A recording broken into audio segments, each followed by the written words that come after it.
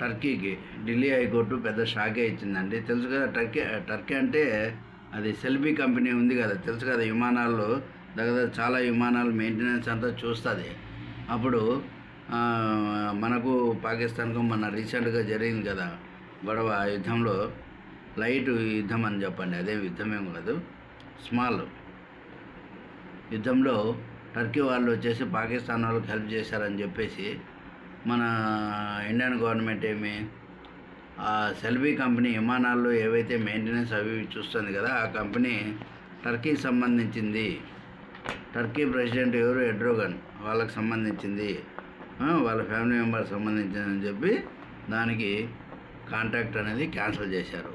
So ఇక ఈ cancellation పైన వాళ్ళు ఏం చేశారు, ఢిల్లీ హైకోర్టుకి వెళ్ళారు. ఢిల్లీ హైకోర్టుకి వెళ్ళినప్పుడు ఢిల్లీ హైకోర్టు అసలు ఏ విధమైన నోటీస్ లేకుండా మీరు ఎట్లా క్యాన్సిల్ చేస్తుంది అని చెప్పి 4 రోజులు అనేది స్టే అనేది ఇచ్చింది.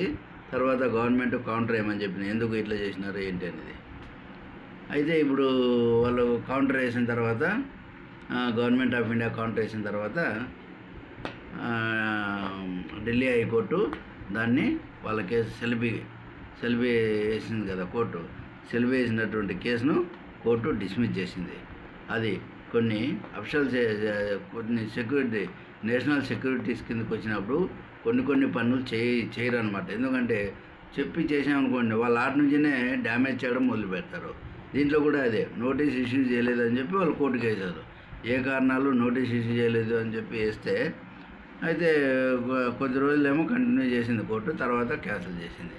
ఎందుకంటే ఈ నేషనల్ సెక్యూరిటీ విషయానికి వచ్చినప్పుడు నోటీసులు ఇస్తే వాళ్ళు అలర్ట్ అయిపోతారు, డ్యామేజ్ చేయడం స్టార్ట్ చేస్తారు. సో కాబట్టి ఈ ఆర్గ్యుమెంట్ను ఢిల్లీ హైకోర్టు ఒప్పుకున్నట్లు ఉంది. వాళ్ళు వేసినటువంటి కేసును డిస్మిస్ చేసేసింది.